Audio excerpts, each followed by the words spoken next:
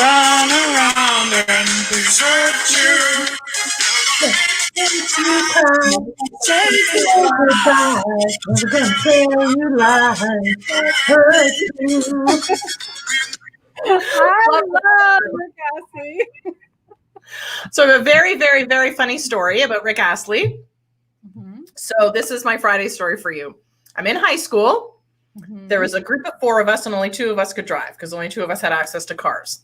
I was into like the Smiths and New Order and all that kind of stuff. And the one girl that was driving with us hated that song. Yeah. And so we made a rule, driver gets to choose the music. Yeah. So if I drove, that's what I played. And that's the song she played every time. Who doesn't love Rick Rolling? Do you guys remember? Do you guys all know what happened on Rick Rolling Day? I don't know what year it was. It was the most brilliant promotion I've ever seen in my whole life, but it was like a long, long time ago. But one day YouTube, it was April Fool's, and it didn't matter what video you clicked on, you got Rick Astley singing Never Gonna Give You Up. Every single video, anything you clicked, and it was called Rick Rolling. Oh my God, that's awesome. Like, how can you hate that song? It's cool. Well, I did back then, I have to admit, but the only reason I hated it was because she insisted that she play it every single morning that she drove. So I picked it because it was like, never gonna give you up, never gonna. So I wanted to tell you guys that, hey, we're always here. So we're not giving up on you guys, even though you don't post your stuff and what you're doing and what you're doing next and answering our questions. We're still going to be here every damn Friday, like it or not. Well, I don't have wine today. I only have juice because I have to drive later. So I'm being responsible. So when we're done here, I have to drive far. So should I drink more? You go ahead. I'm good. I'll drink for you. Have a drink for me. I'm not having one until much later. So again, in the midst of craziness, I have one kid like you do going down to hockey. So trying to coordinate that, trying to shove food into them. Yeah. Stop. Friday. Yeah. And then later I have to take my other one to basketball. Yeah. So you can make it work. You can absolutely make it work. Absolutely. I don't think I've left my office all day except to feed people. And then I come right back into the pit, as I call it, and continue working. So we have both of us, because our kids are at the same hockey rink, we have one whole hour. I like the way we coordinated that, though. Go to the rink from 7 until 8 on Friday. Exactly. So welcome, everyone. I hope you guys joined us on Monday, most of you, or you watched the replay, because what did we talk about? Branding. I won't wait for the delay on Facebook. And it's one of our absolute favorites, right? It's absolute.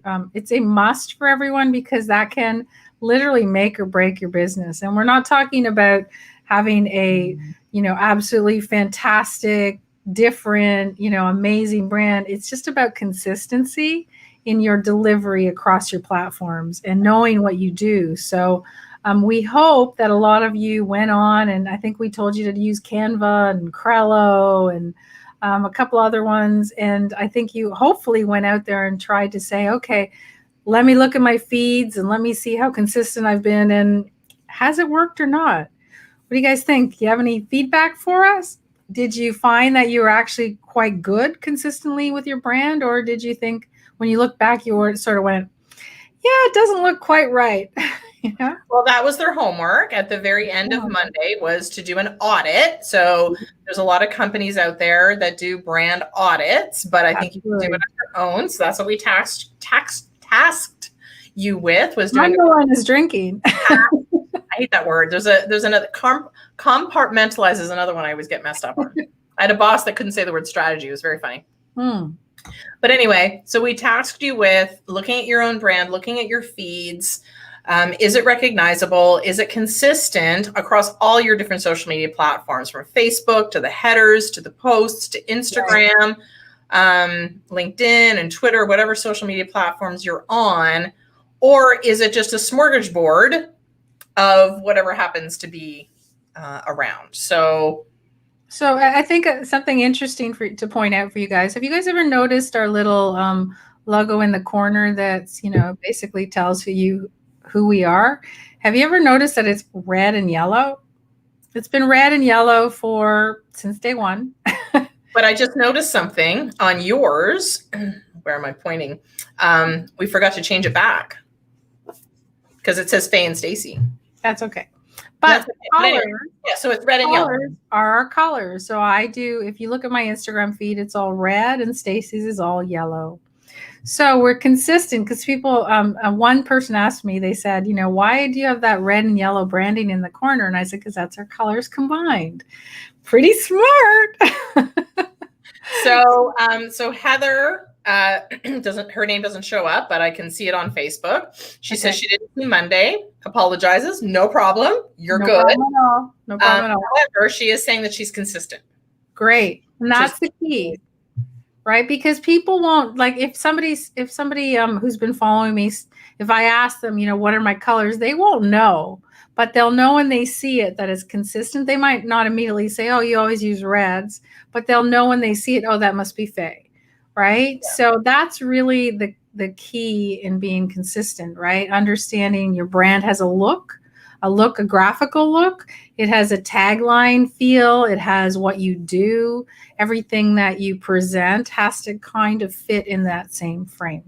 Well, one of the reasons why I picked yellow as my color, and typically I'm bright, I'm loud, and it just kind of matches that kind of vibrancy in my brand personality. So that is why. And I remember when you were talking about your color, I think it was Spencer that said, no, but you're red. Yeah. Right. And I've gone through a lot of reiterations, just so you guys know. Yeah. I've done a lot. I mean, I've gone from blues, which I used to love a long, long, long time ago. My colors were always blues. And then I went into blacks and golds. And then I had this little thing in the middle where I went into just very white and grays. I didn't really want any color. And then, Spencer, who is, obviously a graphic specialist, said, you're red. And it's true. That's the most I feel comfortable with my red lipstick. And you can see red in the background. Red's always around me. So rather than trying to fit yourself into something else, just accept the color that you naturally gravitate towards. And it feels like you. It's kind of, to me, it's like, when do you feel your best, right? When you put something on, I mean, you can tell. Have you ever seen me maybe 3 times without black? Well, you did post a photo, I think yesterday, of you wearing white, and people were like, oh, hello. Right. Exactly. And it was an interesting thing. And that was, it was all white. If you notice, so I'm very much into color block, right? I like blocks of color. I'm not really a big, combination color person. However, I did post last week that I was wearing this 70s looking dress, which was very green and browns and stuff. And I like vintage, so I like all those effects too. But the truth is, it doesn't mean you have to dress in black all the time if you choose black. I don't dress in red, but my color's red, but my lips are always red. Exactly. So very cool. Heather has posted about colors this week in regards to how they fit in on her Instagram, which is really cool. She also thought that the gold and red also looks like McDonald's. I never really thought of, so I thought that was really funny. Because you're a fast snack of information. Exactly. So here's something for you. So there's a lot of people that go, okay, maybe you're inconsistent and you're kind of settling in, but then you change your mind. So what does it kind of mean to rebrand? Because that's the other thing that I think a lot of people think, okay, well, if I pigeonhole myself into this, what if I grow? What if I expand? What if I want to change? What if everybody does, right? Stacy, didn't you used to be green? I did. Yeah. See? I used to be green and gray, and I tried to fit into those colors. And it's interesting though. I think when you really love your color, you're happy to make a social media post. You're happy to put stuff out there. And whenever I put stuff out there, I look at it and go, this isn't me. Like, what's missing? But I liked the color, so there was a disconnect. Yeah. And as soon as I settled into yellow, I went, this exactly is right. I like it. It makes me happy. I'm proud to put stuff out there. I have fun with images, the same images in different color I didn't like. Yeah. So it's fine with rebranding is good, guys. It's there's nothing wrong with it, because we change as people, right? And you all know, as you go through life and different experiences come your way, what's important to you, your outlook, how you are as a person changes. And so you will naturally gravitate towards something different. It's kind of like, do you remember what your first house looked like, right? What colors did you have in your first house? And then what did you have in, as you redecorated, what colors did you choose? Like, everything changes because you change as a person. So there's nothing wrong with that. You can change everything. You can change your entire, logo, branding, you name it. But when you change, then you have to be consistent with the change. And you can't change like every week. That doesn't work. No. But you know what? I got a lot of compliments and I got a lot of comments around when I rebrand. I didn't announce it. I didn't go, oh, hey, look at me, I'm now yellow. Yeah. There was no need to scream it from the rooftops. I just, I changed to it and I just started being consistent. Yeah. That just became what people saw. Yeah. And like you, when they see the red, they know, they associate that with you. Yeah. Which So, is I mean, it's not, like I said, I'm perfectly, if I could just use black, I'd be really happy. But you got to have a color to pop. So, well, and it's interesting. So I had a conversation with somebody this week, and I just felt I was sort of helping guide sort of their visual stuff. And I just saw them as that, that kind of darker feel with the splash of color on dark. And they immediately said, no, they want something brighter. So it's just, to me, it's different than what people see. And I like the quote that you put out this week, because you said, change the narrative. Yeah. Because I said, if people don't, if you don't tell your story, other people will. Right. So the truth is, you put out there what you want. And, a good message, again, is to ask people how they perceive you, right? How they perceive you. I don't think anyone ever describes me as pink, right? or soft sentences or cursive writing. Nobody talks about that. Doesn't seem to be my brand at all. And I'm good with that. So if you're fortunate enough to find a good graphic artist, or even if you just find your own vibe, then stick with it. But the truth is, it's really simple, because it's as easy as going onto Canva, finding a graphic you love that you look at and you go, wow, if I put my picture in there, that's exactly what I want to look like. That's usually your answer. And if you don't feel happy putting it out and you feel like you're forcing it, you're like, okay, I'll put it out there. Yeah. And it makes you nauseous, don't put it out. Yeah. Be happy. You want to go, hey, did you see my latest post? Or somebody comments, you're like, yeah, that's me. And you want to feel good about it, and it matches who you are and it matches your personality, and it is what it is. So we're just talking about color and graphic orientation, etc. But I mean, the truth is, it goes down to what you say as who you are, what your tagline is, what you represent. I mean, there's a lot of your hashtags, like what hashtags you use. Exactly. Represent, because you're going to be found based on sort of that information that you're putting out there. Right. And if you're very, serious and you like very corporate hashtags, that's great. Like, your style, use them. Don't try to be funny or sarcastic or something if that's not who you are, right? So you have to stick within, what best represents you, and not what you're trying to be cool, like, the guy down the road. It doesn't work that way. You have to be who you are. You're cool on your own right. Cool. Absolutely. We're cool in our own right. Right. We can't sing, we sing. It's all good. Now, there were a couple of questions about logo placements and stuff like that, and how does that fit into your brand when it comes to images? Because we're still sort of on that same theme of, using Canva and getting sort of your visual brand out there. Right. So do you put your logo on all your images? Do you not? Do you put those hashtags? How far do you go to sort of brand those images, not only with your colors? What do you think? Yeah, I'm not a big branding person. I think if your message is there, it's cool. Like, they're on your feed, they kind of know who you are usually. However, and I'll just say this because I noticed today in Pinterest something, and I told Stacey about it earlier. back a couple of years ago, and I was doing lots of quotes, mainly black and whites and stuff, and they're very sarcastic quotes. It's just because that's usually my humor. And anyways, I had at Faye Chapel branded, not my logo, just at Faye Chapel. And today when I had logged in, because I had posted something and I had looked at my Pinterest feed, I noticed that that picture from years ago was shared by somebody who just liked it as a pin and they put it on their board.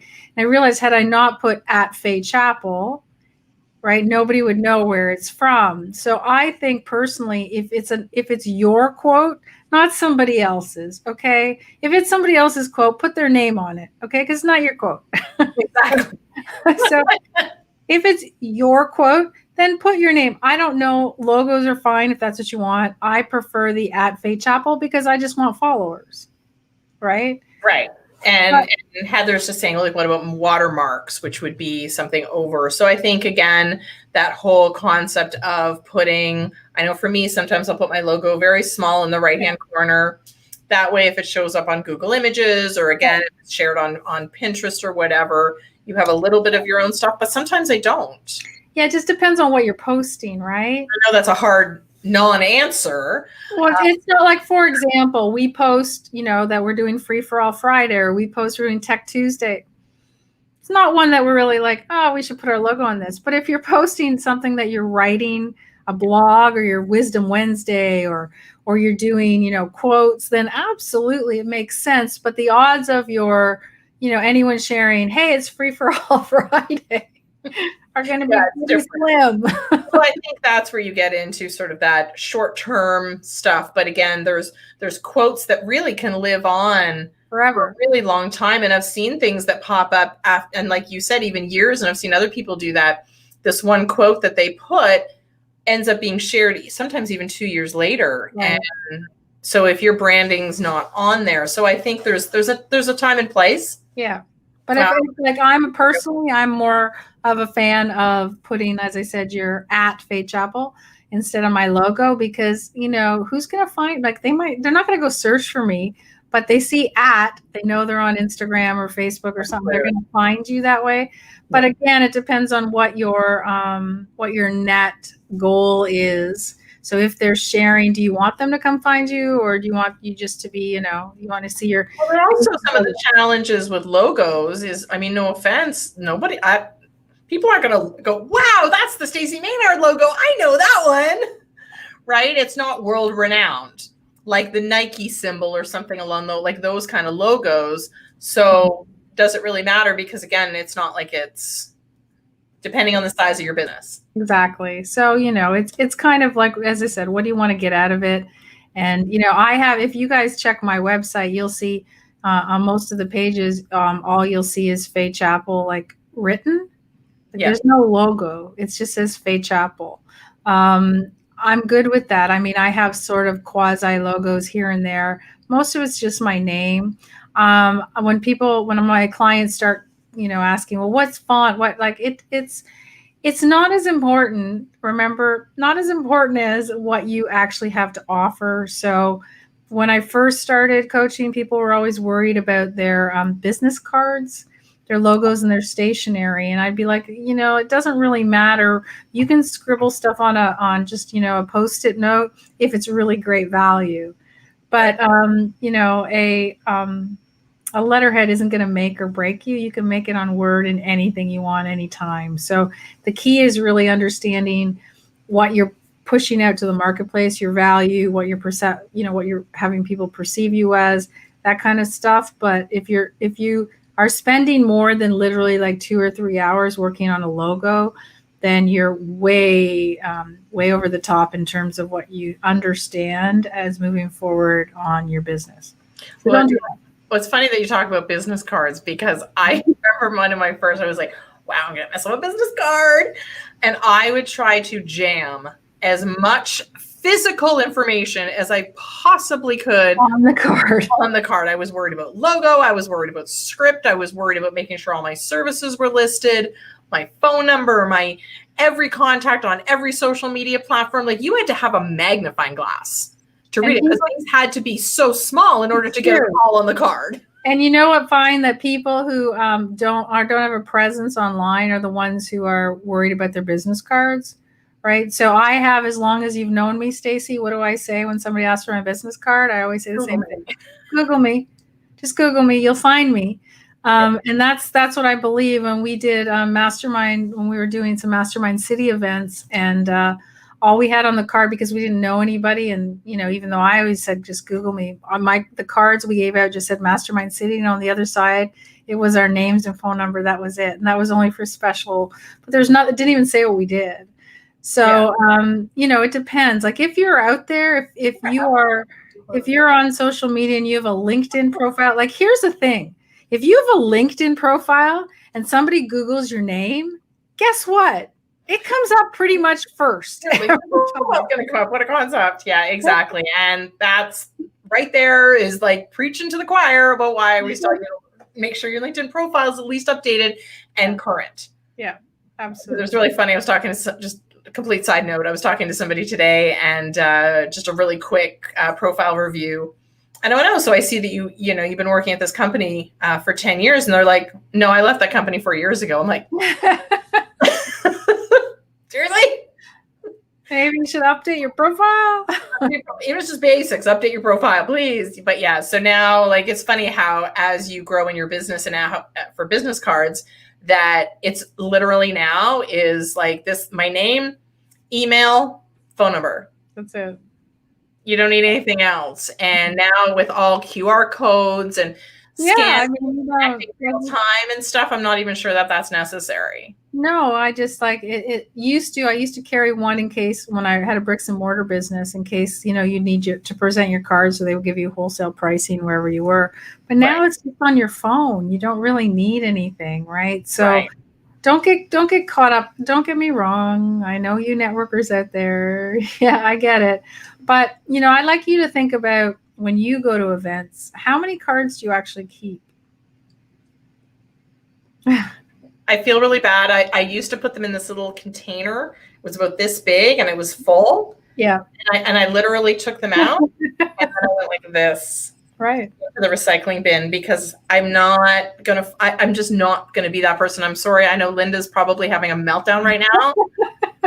She's like, she teaches this stuff and she's taught us all about business cards and stuff, but I'm just not that person. And I feel bad. I know people have spent a lot of money on business cards, but that's why I don't take them anymore. Yeah, exactly. You know what? I'm going to connect with you on social media. The good thing, what I like about LinkedIn is we connect with them and I can go to my most recent connection so I can see who I talked to the night before if I want to do that follow-up. The card is going to go missing. So I don't take them now because I know that they're a lot of money, but I also don't have them. That's right. So sorry, everyone. And it's one less expense, right? One less expense, guys. You don't have to go ahead and, get these really ridiculously overpriced cards that everyone's going to throw in the garbage anyway. Yeah, exactly. So Linda's just saying that she only takes cards from people that she actually has a conversation with, because I know the big thing about business card was like the business card shuffle, right? Yeah. I remember at the end of a networking event, you would have multiple people come up to you and go, oh, I haven't had a chance to talk to you, take my card. And you'd end up with this pile going, who are these people? Yeah. Away they go.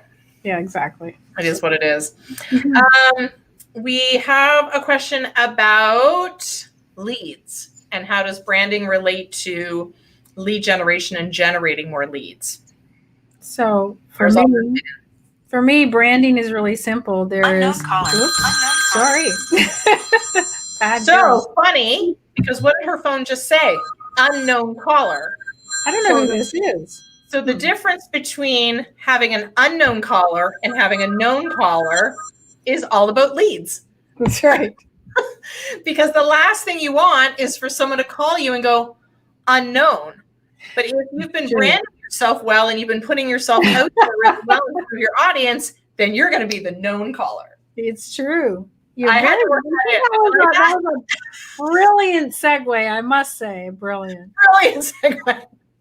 And, Stacy's right, because truthfully, you need to people need to understand you. So for me, if you're out there trying to get sales, the best thing to do is know your brand, and be able to say that to somebody. So if you're known as, the guy with the truck, right? Oh, John, he's the guy with the truck. So you know what he does. He like takes his truck and he moves stuff. But here's the thing. His URL was John, the guy with the truck, or something like that. Yeah. So if you guys noticed, so some of mine, if you guys go into my Shorber, you'll see Faye has a podcast, Faye has a funnel, right? Those are my URLs. And it's because it's easy for you to find them. So I list them that way. So whether it's people get to know you by that or your tagline is equally as important, because if your brand is way too elusive, right? If you use big words, and I'm not a big fan of that, okay, as most of you know, if you guys use a lot of big words, then I don't really know what you do. Like dumb it down, so I know that John has a truck. Perfect. I know what he does for a living. He has a truck. He moves stuff. We're good. Well, it's funny how, and I find people get lost, and I know we're going to talk about this. I think actually, I know Heather is actually mentioning elevator pitch, but I think we might have that on tap for next week. So hold that thought for the week after. I can't remember. We have it all planned, but elevator pitch is in there. But I think it's really funny, just as a segue into that people try to use too much industry lingo. Yeah. So when you get involved with an industry, all of a sudden you're using, tag words and words that only people in your industry will know, but they become common to you. Right. So you start to use them when you introduce yourself, you start to use them in your titles. And like you said, you kind of go, huh? Do you remember? I don't remember what it was. I remember I sent to you, Stacy, we were reading it the other day. And remember I found something that was, so they said, this is the easy user version of what it is. Like, this is how we're, and like, I read it out loud and we had no idea what they were talking about. And I think we're kind of smart. And we had no idea what they're talking about. What was that? There was like four, it was a collection of like four very specific industry long words. Like long. We didn't even know what they were. I didn't even know what it meant. And this is the easy version. So you have to really think about, when you're the guys that you always go, oh, that's the dog guy. Oh, that's the construction guy. You know what I mean? Those are the kind of terms you when you're talking about somebody, you usually say that, right? Like, oh, she's the baker, right? So if she's known as the baker in town, then say, hey, I'm the baker. That's I was nothing funny. With like accountants as an example, and I apologize if anyone's on here as an accountant, but I find sometimes they'll try to spice up what they do with, I help people with their money prop. I don't know. They don't even use the word money, but they come up with this really weird terminology, and I'm like, what? What do you do? And they're like, and they continue, and then you go, what? And then, oh, you're an accountant. Okay, yeah, I know what you do now. That's what I need. Like, I need to know what you do in like one or two words, right? Just tell me what you do or what industry you're in, because that's how somebody's going to make the connection. So they're going to remember that. And then, maybe 2 months from now, somebody is looking for that person. You'll be like, I remember I met this really cool accountant at this networking event. Let me see if I can find her name. Yeah. And Heather is saying about insurance. She goes, she always has to ask them to go, so you do insurance and I know Anthea does insurance. Maybe she can pipe in. Yeah. So if you are clear and confused people run in the opposite direction. That's my new saying, because it's just true. They don't understand what you do. So in regards to the original question, how does your brand help you with lead generation? It helps because you're clear. So if your brand is consistent, people are constantly seeing the same type of words. They understand what you do. They understand how you talk. They understand your personality. They're more likely to want to do business with you or refer business to you, because they're like, oh, I always see Faye. She's talking about this. I really like what she says. She's really clear. I get it. And it's like, as soon as somebody needs that service, they can go, here you go. So it's a perfect lead-in for lead generation. All about making sure that your brand is consistent. Yeah. Tell people what you do. What do you do? That's it's the same thing. What do you do? And then I get in a lot of my workshops or my speaking engagements, I'll always ask somebody, and then they'll give me the big flowery speech, or the crappy one that everyone's, I help entrepreneurs, like all that crap again. So I'm just like, no, I get it. Just what do you do? Because I don't really like, just give me a word on what you do. And then tell me your specialization. Because if you said to me, I'm an accountant, my natural inclination would be, cool, what kind of accounting do you specialize in? Right. Not, then I start a conversation. But if you say, I help, people ensure the safety of their life investments through specific strategies, and I'm like, well, what are you? Well, you've lost me, and now I've lost interest, and I'm looking for someone else in the room to talk to. Exactly. So say what you do. Not so hard, right? You ask little kids, what do you want to be when they grow up? I want to be a garbage man. I want to be a bug collector. Like, they don't tell you any weird little stories. They tell you what they want to be. My son's kindergarten graduation stood up in front and said, I want to be a construction worker. Perfect. Thank you. I know what that is. I can help you with that. Exactly. They don't get into flowery words at all. No. So don't be, especially those of you LinkedIn people. LinkedIn people have a tendency of being, not you, Stacey, but you know them, those flowery people. Yeah. Well, I have to edit a lot of their profiles. So they come to me and they're like, so this is my profile. And I went, great. I read it all, but I don't know what you do. They're like, what? How do you not know? I'm this, and this. And I went, I don't understand what you do. And if I don't understand what you do and I'm your target audience, we have a problem. Yeah. And they're like, oh, okay. I'm talking in too flowery, right? I worked for 15 years. I ran Godiva chocolates for Europe and Asia. It was. How do you not get more of those chocolates? You didn't know me then. So we had one chocolate, and it was probably the best tasting chocolate we had. And it looked like a shell, and inside was hazelnut cream. Oh, I remember those. And so we used to call them pralines, not pralines. Praline. Nobody wanted to say it, first of all, that came to the counter, right? Because you don't know how to pronounce it when you saw it. And then some people would say, can I have one of those pralines? And then our people on the back, our help, would say, oh, that's praline. You make the customer feel like crap, first of all. And what the hell is that kind of word anyway? It's a word that you use when we're talking to ourselves. In our company. Yeah. Do not use talking to yourself words for the general public, because you make them feel stupid, number one. No, it's probably not want to order it. So, just a little real life, I have the shell with the nut in it. Exactly. Because come on, how many of you have done that? You've seen something on the menu and you want it, but you don't know how to pronounce it. Well, especially when different restaurants, but different ethnicity restaurants and stuff like that. I'm always like, that. Can I have that?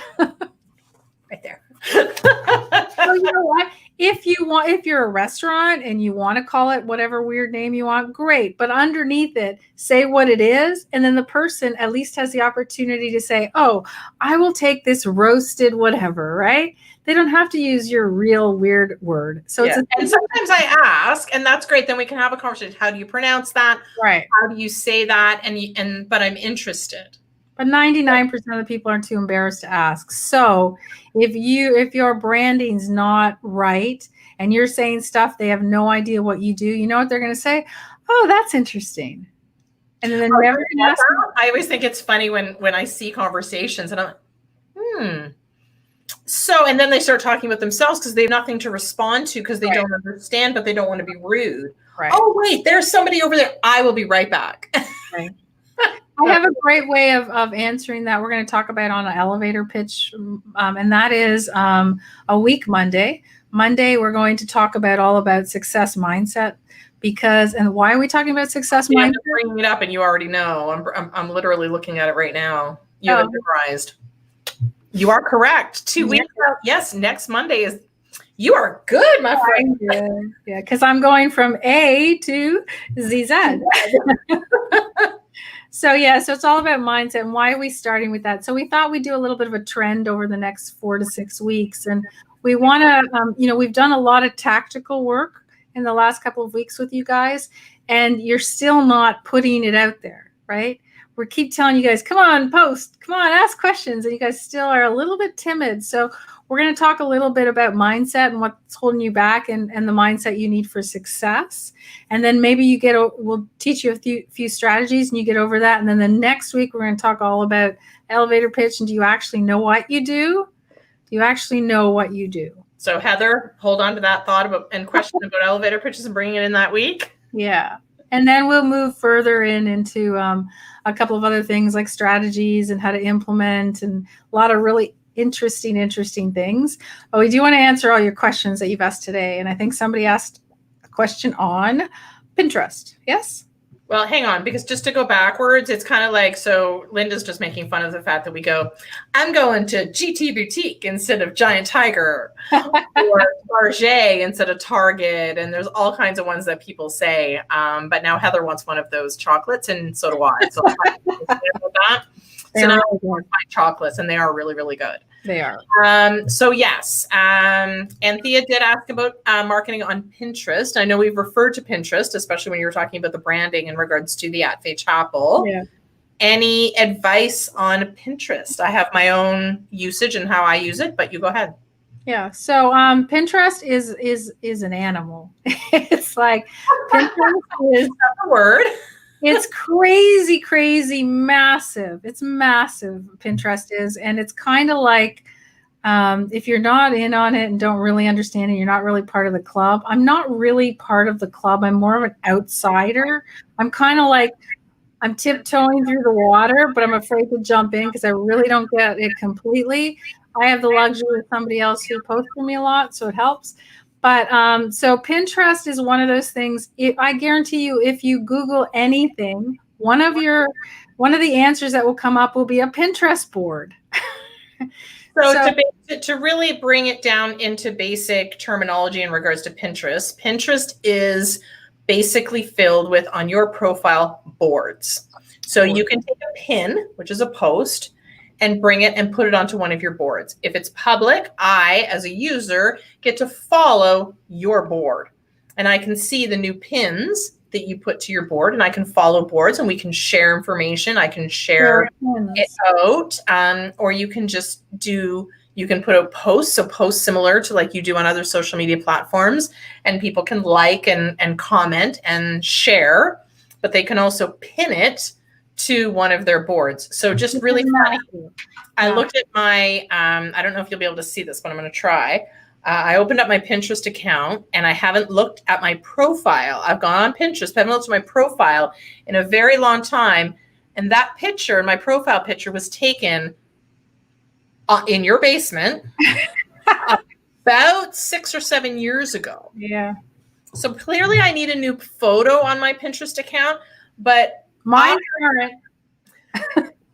But so as a user on Pinterest, I'm like you. If I'm looking for ideas on anything, I was even using Pinterest to find ideas on how people presented information on LinkedIn. So it's not just recipe and crafts like a lot of people think they are, or quotes or pretty things or rooms or decor. A lot of people think that kind of stuff. They're there, absolutely.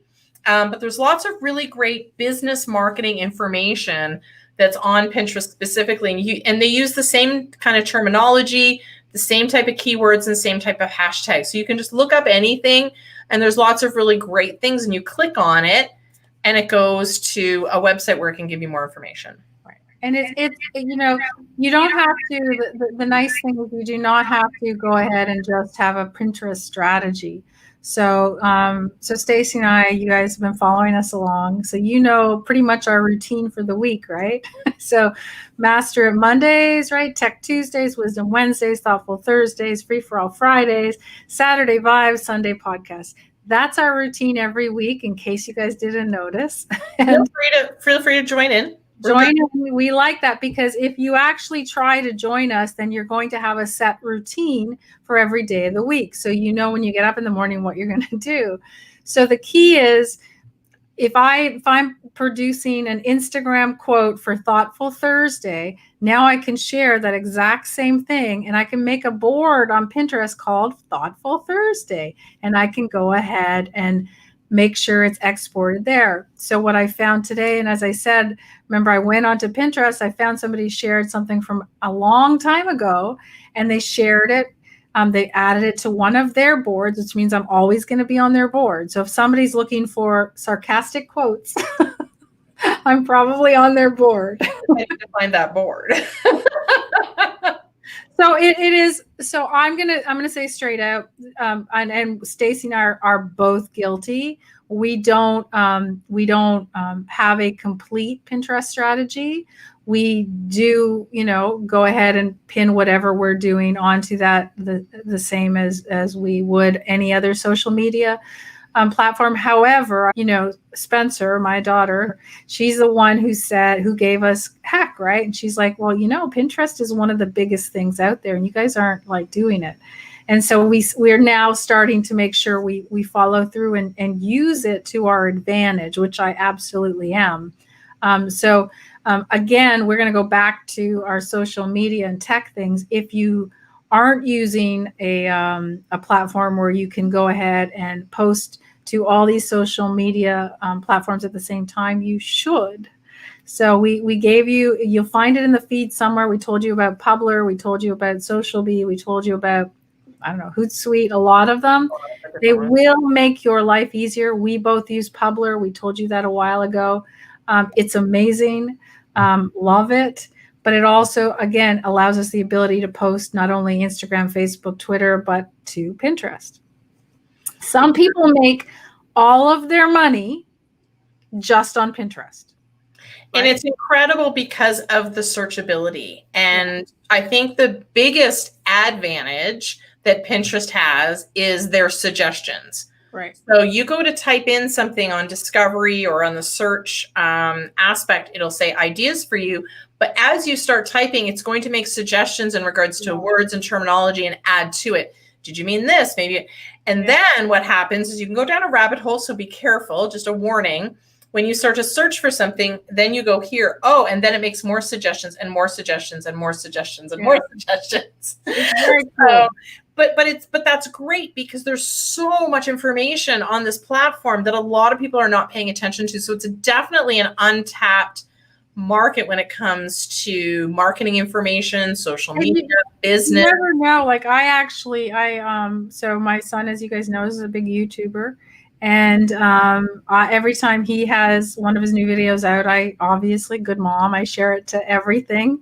And one of the places I share it to is I have a board called Business, and I share his videos. And I'm always, remember, YouTube videos that I'm posting onto Pinterest, and really just posting the link back. But it's shocking how many people are watching a business video on Pinterest.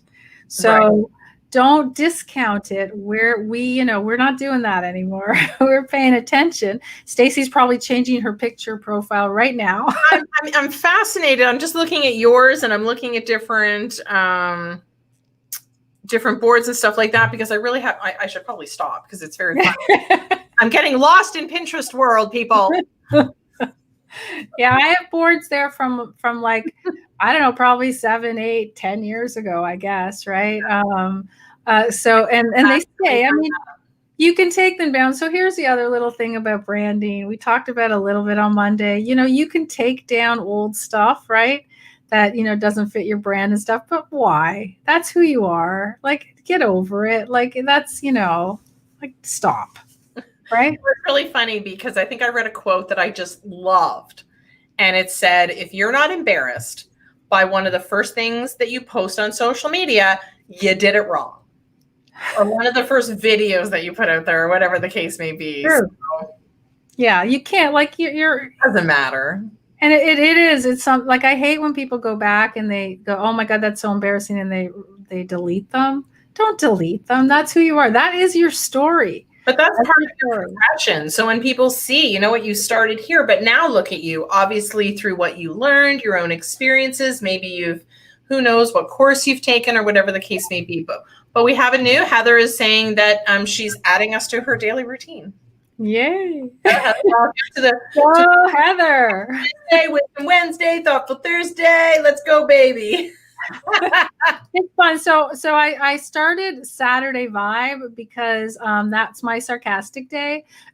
So I get to so all week long. So whatever we talk about on the Saturday. So this week's branding, obviously. So on Saturday, I can get a little smart ass on the on my Saturday Vibe, still dealing with what we're talking about.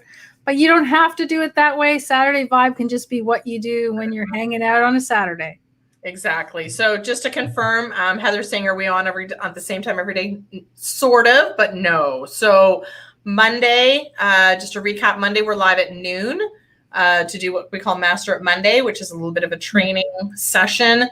Tech Tuesday, we're on again live at 12 noon again, just to bring some tech tools that relate to what we talked about on the Monday. Wisdom Wednesday, Thoughtful Thursday, our social media posts that we put out. We're not live. And then Friday night, like this, obviously we're free for all Friday. You can ask us anything, whether it relates to what we had talked about on Monday or not. We're here. And then Saturday and Sunday are our social media posts. We're only live 3 times. Yeah. Only live 3 times during the week. So Saturdays are post again, but Sundays also podcasts. So Sunday. Usually we'll post our latest or a podcast that we really like, so that everyone can listen to. So, but like, again, you don't have to follow our routine. It'd be great if you did, because it'd be kind of fun, because then we'd be able to find you. But try to come up with a routine. Even you don't have to do 7 days like us, but even if you commit to like Monday, Wednesday, Friday, and give yourself a theme, because it's so much easier to produce content. What I do is I'm a strategist. So for me, I work very linear, and I need to understand and follow a routine. I need to follow, again, how you're going to get from A to Z. So if we have a routine from Monday to Sunday and we know what we're doing, it's so easy. So easy, right?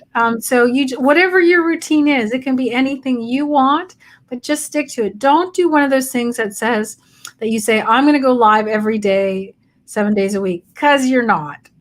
No, it's too much. And so you're the strategist, I'm the producer, which means I take a lot of that stuff and I'm implementer girl. And but I need the same type of routine. So I need to know what you need to do in order to know how it makes sense for you to implement all of that stuff. So I can take that same routine, and I'm the same thing. I can implement. I can figure that out, and I go, okay, this is where I want to post, which is why I love Publer so much, because the implementation becomes very easy. And Linda started using Publer today. She did her first post via Publer. It was a lot easier than she thought it was going to be. So from a production perspective, again, here's the strategy and what you're going to do. And that's literally putting it into the hands of other people. So Publer does make it very easy. So finding those tools to help you do that, but routines help on both sides. That's why we're very focused on Mondays is really about strategy, and Tuesdays is about the implementation and tech, right? So that you can do it. And what we're teaching you is to use tech tools that are cheap, fast, quick, and they work. So we don't have affiliate links on those. What we're trying to do is give you stuff that we use personally that we know works, right? Because we've used them all. Yeah, we've tried them all of them. And so I'm actually just saying to you this week, just going back to Publer for a second, because Heather's going to go check it out as well. I think, Heather, before you go check it out, I believe AppSumo still has the lifetime deal on Publer. So go check that out on AppSumo. We'll post the link if I still have it, but I know I saw it the other day. So it's super cheap to get the lifetime deal. That way you don't have to pay monthly for it. But I have tried, I think, literally every social media management platform on the planet. Yeah. All of them. And we were going back and forth, you and I, we were like, oh, did you try this one? We were like counting off names for 2 minutes, because there's a lot of them out there. A lot. And in all seriousness, this is the one I was like, I can't believe how easy this is. And I don't know why I didn't know about this sooner. And this one's a little bit special, right? Because you have to use the Zap for Instagram right now, because nobody has an Instagram direct. But you can publish on every. So this one does something that nobody else does. First of all, you can publish to your groups if you're an admin, which is huge, because very few ones allow you to publish to your groups. And it publishes to Google My Business, which everyone ignores. Very surprising. So Those are things that I've, the last couple I've used, I really loved Social Bee for a while. They were really good, but they don't have those. And I like Genius for a long time as well. I thought that one was easy, but I didn't like it. It got too complicated because their queuing system got overwhelming. Yeah. And this one, the other thing that this does, if you really want to get into the, I feel like I'm wearing Tech Tuesday again, but what you can do though, which is cool, is you can repost. So you can do a whole pile of posts this week and you can say repost everything in 3 months from now. And it does it automatically, because the truth is nobody from 3 months is going to remember your feed, and you have to keep posting. So you pick the ones that you think your favorites, and just schedule them to repost, and then you never even have to look at it, which is kind of cool. Sorry, loving my life with that right now. That's for sure. That's for sure. So, Anthony, I'm not sure that answered your question in regards to Pinterest. However, really a great place to, again, just both do research and start posting. So let me look at my other list of questions. Okay. So we talked about leads. So here's one for you. What kind of strategies are the best to convert leads into sales? Well, it depends on where your leads are coming from and what kind of leads they are. So are they cold leads? Are they warm leads? Did they come in with an opt-in? Did they come in from a phone call? Everything came in from an opt-in. Let's narrow it down. Okay, so for an opt-in, all you have is your email list, right? You got their email. You probably didn't pick up their phone number, because not too many people were doing that, at least couple months ago. They're starting to a lot more now. Yeah. But so you already know they opted in for that specific lead magnet, whatever you offered, right? So you know where their mind is. So your email sequence that follows has to make sense, because most people, what they do is they have this fantastic lead magnet, and it might be, maybe I'm a business strategist and I have a lead magnet on reading hacks and, how to read more, which is great. But I know that person's interested in how to read more, not necessarily how to, move their business forward on Pinterest, right? You heard it here first, folks. It needs to make sense. It needs to make sense. So, but I don't mean to make fun of it, but I can't tell you how many emails I've gotten in the past where I just, all of a sudden I opt in for one thing, and I'm getting emails about 500 different things that I didn't even know they did. And you don't even know, like, you'll read the email, an email will come in, and you'll like, how did I get on this list? Like, right. There's nothing on here you do it all the time, right? So if you think you get those, you must look at what you do and make sure that you don't. So the easiest way to convert is continually feed them information, value after value after value, of the same thing that they were interested in the first place, right? And segmentation of lists, not necessarily just always sending the same stuff out to everyone. Right. And you can do a newsletter, 2 different things. You guys understand this. Did we do this yet? I guess we should do a session on this. Well, I was going to say, that's email marketing. Yeah, so you can do a newsletter, and a newsletter's fine. Send it to your whole list once a month. Everybody knows you're supposed to send them a note. But your email sequences, those are your funnels, and those are what you send them when you know what they're looking for. So you let them do the download, you confirm they got the download, you give them a little bit of drip, a little more value, then you ask for the sale, or you offer them an opportunity to buy something. Right. But the worst is if you get a download and somebody says, a free download, they go, buy my course, it's only $19.97. And I meant $2,000, right? And you're like, what? I just got this free thing. I don't even know if they're any good. Exactly. Again, confused people run in the opposite direction. That's right. So, yeah, and, really the truth is you need to be very clear, right? The clarity of what you're doing and what you're offering. Generally, as Stacy said, confused people run in the other direction. It's simple. If they don't know really what you're selling, how the heck can they say yes? They can't. They can't say yes because they don't know what you're talking about. So you need to be very clear and specific and down that path. Is it niche? Yes, but you can have 4 different silos, right? You can have 4 different funnels, 4 different email sequences, and they can all be completely different segments. But the lead magnet takes them down those different paths. So you have to be very, very clear about what you're doing, because people, again, don't understand. With 5 minutes to spare, we've ran out of questions. That's amazing. So if there's no more questions, guys, don't see any coming up. So we're going to leave you with something really simple. We talked all about personal branding. We talked about a million different ways that you guys can get out there, be consistent, be clear, understand your message, start moving, giving you an idea to what to post on a daily basis. We would like to see the winners in this group that will share with us their strategies or what they're doing. Or maybe, here's a thing, maybe you guys could just post, I never thought about that. That's great. This is what I learned from you guys tonight. So at least we know you're listening and you're going to take that, whatever you learned, and make it happen. So maybe for some of you, it might be, you know what? I'm gonna post and I'm gonna build a new board and I'm gonna post something great. Give us your link. Let's look at your board. We'd love to. Yeah. So we share, but we would love to hear what you are doing as well. Yep. Okay.